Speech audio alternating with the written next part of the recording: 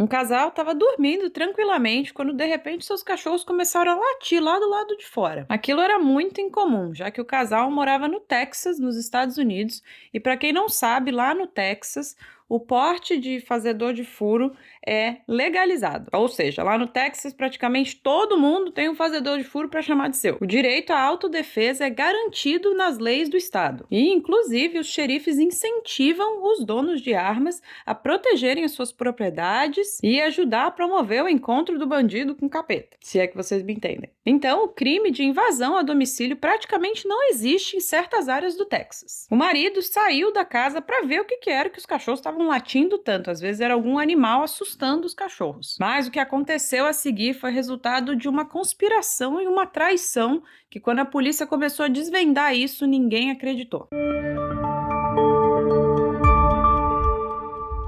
Fala, meu povo bonito! Eu sou a Su e sejam muito bem-vindos ao canal.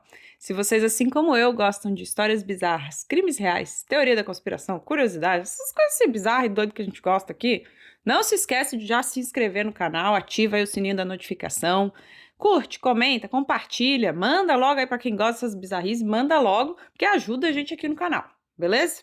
E bora pro vídeo! A gente já sabe que o caso de hoje se passa no Texas, então vamos conhecer os personagens principais dessa história. Ted e Corey Shaughnessy estavam casados há 30 anos e tinham uma parceria incrível, tanto na vida íntima quanto nos negócios. Os dois eram donos de uma joalheria chamada Gallery Jewelers. O Ted era apaixonado pelo que fazia. Ele ficava mais na relação ali com os clientes, nas vendas, enquanto a Corey ficava mais na área administrativa. Esse acerto funcionava super bem e eles eram um casal super feliz. A loja era um sucesso e, ao longo dos anos, eles conseguiram juntar uma bela fortuna e tinham uma casa enorme na região de Cedar Valley. Era uma área tranquila, de classe alta, com muitas casas sofisticadas. O casal tinha um filho, que foi adotado de um orfanato da Ucrânia quando ele era bebê. O nome dele era Nicholas e ele tinha 19 anos lá em 2018, quando aconteceu esse caso. O filho Nick era casado com Jacqueline Edson e os dois moravam na cidade de College Station, que ficava mais ou menos a 2 horas da cidade dos pais. A história começa nas primeiras horas do dia 2 de março de 2018. Ted e a Corey estavam dormindo como um bebê, como eu falei na introdução, quando de repente seus cachorros começaram a latir assim bem freneticamente. A mosca. Eles acordaram e o Corey olhou no relógio e viu que era 4h30 da manhã. Era bem estranho porque eles moravam numa área que não era muito movimentada e as casas não eram muito próximas umas das outras. Então era estranho os cachorros estarem latindo assim tão desesperados. O Ted se levantou e, por precaução, ele pegou o seu fazedor de furo e foi ver o que estava acontecendo. E lembrem-se que eles eram donos de uma joalheria, né? Vai que era alguém tentando roubar eles. Mas mesmo assim ele acreditava ser somente um animal. O Ted então saiu do quarto e a Corey virou pro lado para tentar voltar a dormir. Só que não deu tempo nem dela fechar o olho. De repente, ela escutou barulhos de tiros. Ela se assustou e ficou em silêncio por 1 minuto, quando de repente ela escutou vários barulhos de tiros. Pensa. Esse confronto todo estava acontecendo bem dentro da sua casa, ali do lado de fora do quarto do casal. Então a Corey, num momento de adrenalina e desespero, pulou da cama e acabou pegando o seu fazedor de furo que estava na cabeceira. E quando eu disse que todo mundo lá no Texas tem um fazedor de furo, eu não estava exagerando. A porta do quarto estava entreaberta e da onde ela estava, ela conseguia ver só a escuridão e um pedacinho ali do corredor. E de repente ela viu uma lanterna começou a iluminar dentro do quarto. Ela não pensou nem 2 vezes e começou a sentar o dedo e disparar contra aquela luz. Quando de repente a pessoa que estava com a lanterna começou a disparar de volta. Gente, você imagina. Eles ficaram naquela trocação de tiro até que os dois acabaram ficando sem munição. Por um milagre, ela não foi atingida e assim que ela ficou sem balas, ela resolveu se trancar no closet dentro do quarto e ligou para a polícia. A polícia demorou para chegar até que a casa ficou silenciosa e ela escutou o invasor fugindo, indo embora. Com muito cuidado, ela saiu do closet e acabou encontrando o Ted caído no chão. E infelizmente ele tinha sido deletado. E um dos seus cães também havia sido morto. Quando a polícia finalmente chegou, eles encontraram aquela cena horrorosa, você imagina. A Corey então pegou o telefone e ligou para o seu filho Nick e contou que o pai havia sido deletado e o filho ficou em completo choque. Ele imediatamente pegou o carro e, mais ou menos umas 2 horas depois, ele estava em casa para confortar a mãe. E o áudio dessa ligação é de cortar o coração, gente. Nick, Nick. Yes, Mom. Mom. Dad's dead. Nick. Wait, what? Nick, Dad is dead. What? Nicholas, just, I need you. Can you just, What happened? shooting. I don't know. What? Did you return fire?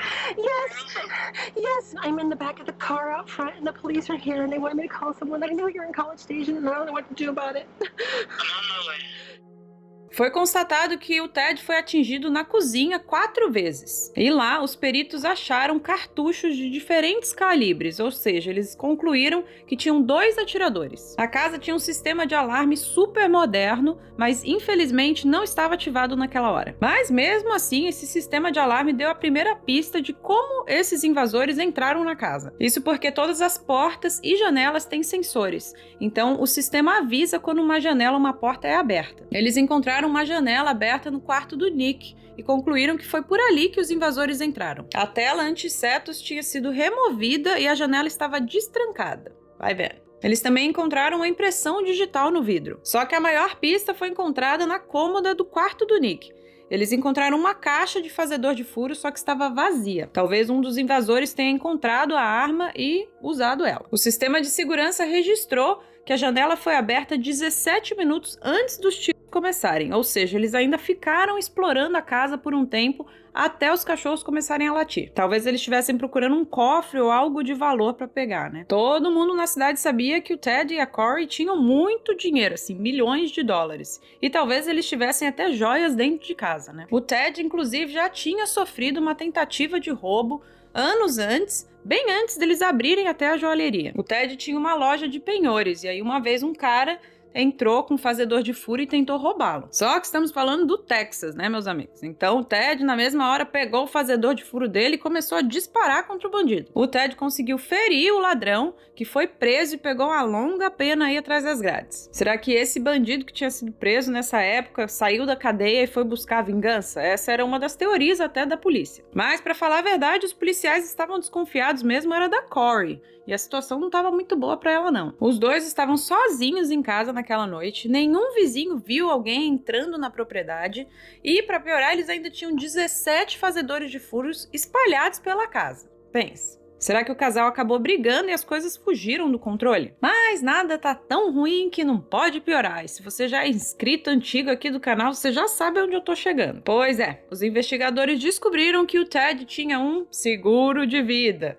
E que se ele batesse as botas, a Corey ia acabar ficando com $1 milhão. Além de ficar com todo o patrimônio do casal, né, minha gente? A investigação parecia que ia ser bem complicada. Tinha muitas linhas de investigação e nada ainda estava sendo descartado. Podia ser a esposa ou ladrões atrás de joias, ou vingança, e até mesmo o filho, Nick, não foi descartado. Mas ele disse que estava em casa a mais de 2 horas de distância, então eles ficaram meio, é verdade, né? Meio difícil. Enquanto a investigação ocorria, o Nick e a sua esposa Jacqueline se mudaram para a casa da mãe para dar um suporte para ela. O Nick, inclusive, até assumiu os negócios da família no lugar do seu pai. À medida que a investigação progredia, a polícia concluiu que não havia sido uma tentativa de roubo. Isso porque os criminosos ficaram 15 minutos dentro da casa e nada de valor foi roubado. E eles tinham coisas de valor assim espalhadas pela casa. Aquela impressão digital que eles encontraram no vidro também não deu em nada, porque eles concluíram que era a impressão digital de um cara que tinha ido lá instalar a janela naquela semana. A única coisa que parecia ter sumido da casa era o fazedor de furo que ficava lá no quarto do Nick, e ao Nick ser perguntado onde estava aquela arma, ele não soube responder. Para piorar, aquele fazedor de furo era do mesmo calibre que tinha sido usado no ataque. A polícia começou a ficar desconfiada e suspeitar do envolvimento da mãe e do filho. Eles eram as 2 pessoas que tinham acesso fácil à casa e também que sabiam que tinha um fazedor de furo lá na gaveta do quarto do Nick. A Corey chegou a ter o pagamento do seguro de vida do Ted negado por ser suspeita no crime. A polícia informou a companhia de seguro de vida que não poderiam descartá-la como autora do crime. Então a seguradora não pagou e ficou esperando a conclusão da investigação. Os investigadores focaram na janela do quarto do Nick, já que foi concluído que foi por ali que os criminosos entraram na casa. Eles perguntaram ao Nick se aquela janela costumava ficar destrancada. E o Nick disse aos policiais que ele costumava usar aquela janela para fugir de casa quando ele era mais novo para poder se encontrar com os amigos. Quando perguntado se algum amigo dele sabia que ele usava aquela janela para sair, ele disse que sim. O seu melhor amigo, chamado Spencer Patterson, ele disse que ele também usava aquela janela quando ele queria ir até a casa do Nick sem os pais perceberem. O Spencer conhecia bem o interior da casa, sabia que aquela janela costumava ficar destrancada e ele até tinha um fazedor de furo que era também do mesmo calibre que foi usado no delete do Ted. Parecia uma pista promissora, mas rapidamente ele provou que ele estava em casa na hora do crime. Além de que o seu fazedor de furo foi testado e ficou comprovado que ele não foi usado. Outra coisa que deixou os policiais meio desconfiados foi que o Nick não hesitou em apontar o dedo pro melhor amigo, falando que ele podia ser um possível suspeito. Meio estranho você já ir acusando assim seu melhor amigo, né? He's not as fortunate as I to have parents that will help him like mine are. So he works at his Home Depot job, hating every second of it. When he's not there, he's studying for his job or his school at Texas State. I think of anything that could be helpful. Mais alguns dias de investigação e os policiais descobriram uma coisa que chamou a atenção deles. Embora a família fosse muito endinheirada, o Nick estava falido, assim, quebrado mesmo. Ele tinha menos de $2 na sua conta bancária. Mas pera aí que eu vou explicar isso direito. Espera aí. Eu vou mandar um beijo pro John Alex de Tupaciguara, pro Arane de Recife e pra Rosa e o Milton de Belém do Pará. Um beijão pra vocês!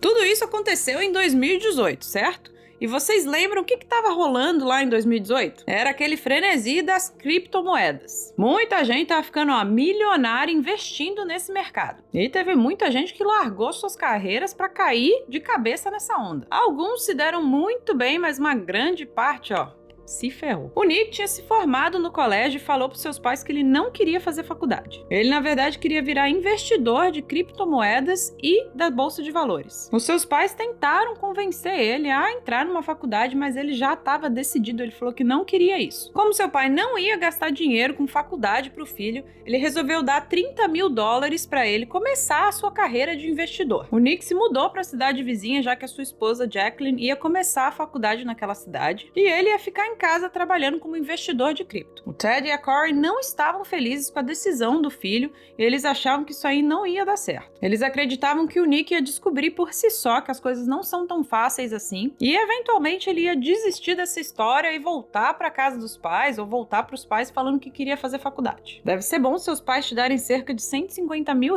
para você brincar de investidor e não ligarem se você perder tudo, né? Bem que eu queria. Mas vamos voltar. Foi aí que a polícia descobriu que o Nick estava completamente quebrado. Ele, inclusive, já tinha perdido todo o dinheiro que seus pais tinham te dado. A polícia conseguiu um mandato e foi revistar a casa do Nick. Eles viram que lá também tinha um sistema de segurança e câmeras de vigilância. Só que essas imagens comprovaram a inocência dele, porque tanto o Nick quanto a Jacqueline estavam em casa sim na hora do crime. Eles verificaram os celulares dos dois e não encontraram nada de estranho. Quer dizer, nada de estranho não. Eles podem até não ter descoberto nenhuma mensagem ou algo comprometedor, mas eles acharam algo meio esquisito. Eles descobriram que alguns dias antes da morte do Ted, tanto o Nick quanto a Jacqueline acabaram restaurando o celular para as configurações de fábrica.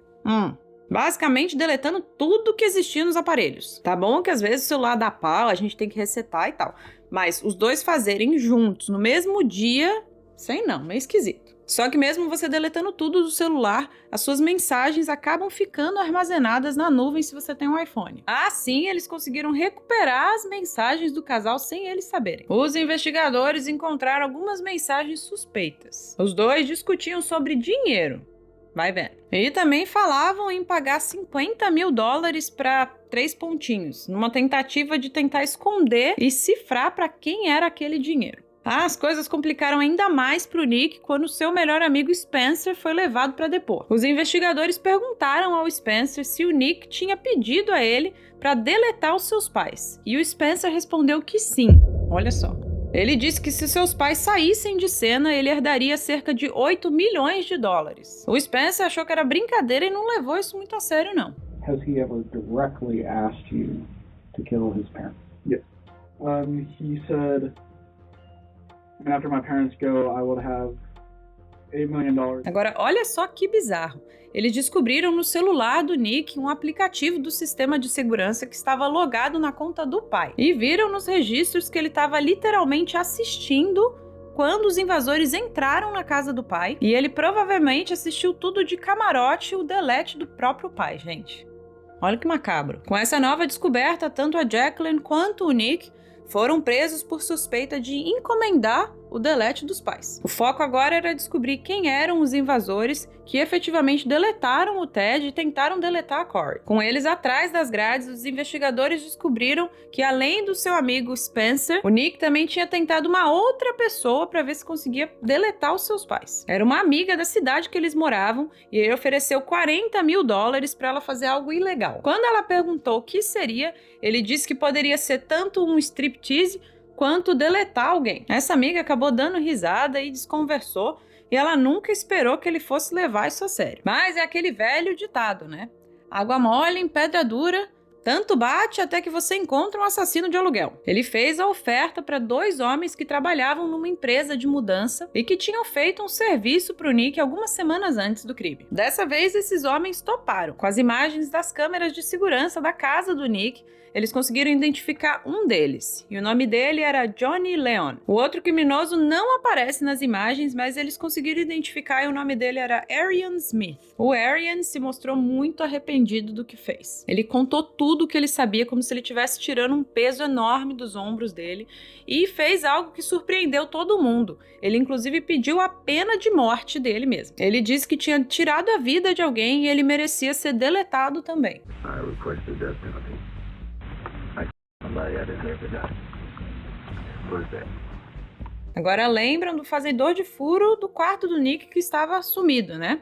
Pois é, esse fazedor de furo foi encontrado na casa do Arian. Os investigadores concluíram que o Nick e a Jacqueline contrataram os assassinos.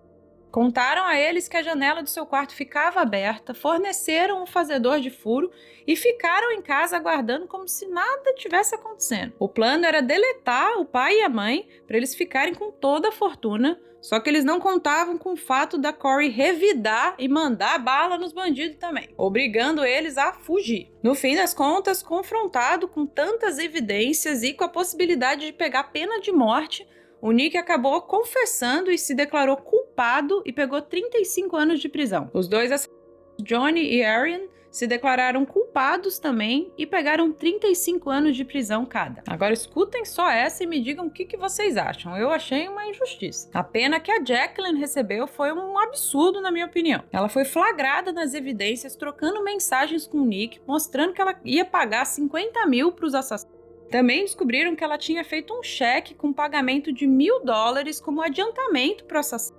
E, na minha opinião, ela era 100% cúmplice e participou ativamente do plano de delete, mas a sua pena não refletiu isso não. Durante os seus depoimentos, ela se fez de coitada e falou que o Nick contou a ela, sim, a sua intenção de deletar o pai, mas que não era por dinheiro, e sim porque o seu pai estava em depressão há muitos anos e ele queria ajudar o pai e tirar o pai desse sofrimento. Fala sério, né? Did Nicholas hire somebody? Yeah. I really loved him like a father. Shortly after we got married, he asked me if I would stay with him if he ever met someone. He knew that they had a $1 million life insurance policy each, but he told me it wasn't about the money. Ela disse aos investigadores que não achava que o sogro era depressivo e ela tentou convencer o Nick a esquecer essa ideia. Além de que ela disse que nunca levava muito a sério as coisas que ele falava. I didn't see that, but Nick said he did.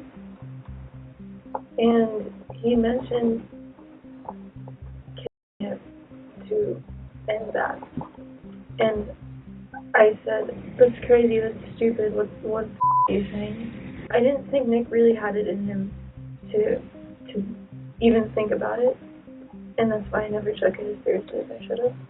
Só que tem um probleminha. Tava mais que comprovado que ela sabia da intenção do marido de deletar os sogros. E ao não denunciar, ela também acabou cometendo um crime. Mas pior ainda mais, porque além das mensagens que comprovavam que ela sabia do dinheiro que ia ser pago aos assassinos, os investigadores descobriram que ela já tinha planos de como gastar essa grana. Mesmo antes de tudo acontecer, ela já estava planejando qual carro novo ela ia comprar. Mas como que ela ia comprar carro novo se o casal estava falido, né? Não se sabe por quê, mas o promotor fez um acordo com ela onde ela pegaria 10 anos em liberdade condicional e todos os anos, no dia do aniversário do crime, ela teria que passar 2 dias na prisão. Enquanto os outros envolvidos pegaram 35 anos de prisão, ela saiu praticamente ilesa. Surreal, né? Deixa aqui nos comentários o que vocês acharam dessa pena dela e por que vocês acham que foi tão leve. Até mesmo os investigadores que trabalharam no caso deram entrevistas falando que eles tinham certeza que ela estava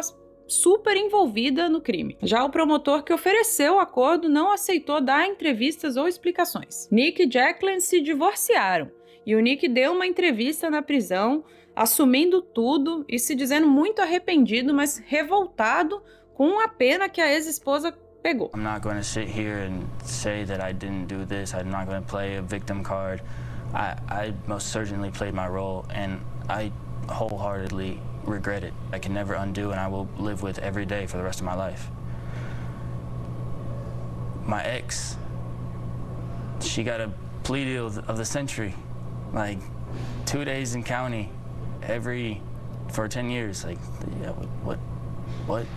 Where do they do that? Ele diz que, na verdade, ela era a cabeça do plano todo, que ela que deu a ideia de deletar os sogros para ficar com a herança e que ela pressionava muito ele para botar esse plano em ação. Ele disse que ela sabia que a sua família era milionária e queria que o Nick tivesse e desse a ela um lifestyle de classe alta. Só que muito pelo contrário, ao invés de ter uma vida de luxo, o casal estava passando dificuldades financeiras e quebrados mesmo. Então é isso, pessoal. Eu quero saber agora de vocês. O que vocês acham que realmente aconteceu? O Nick planejou tudo isso sozinho? Ou será que a Jacqueline era mesmo a cabeça do grupo e ela que planejou tudo e manipulou o Nick para cometer esse crime? Eu acho que qualquer que seja a verdade, a pena dela foi leve demais e ela foi pelo menos cúmplice por omissão. Mas e aí, vocês? O que vocês acham aí? Já deixa aí nos comentários logo. Gostou do vídeo? Dá o seu like. Se inscreve aqui no canal e já manda aí logo para que essas coisas de seguro de vida, manda aí, beleza? E fiquem ligados para o próximo vídeo.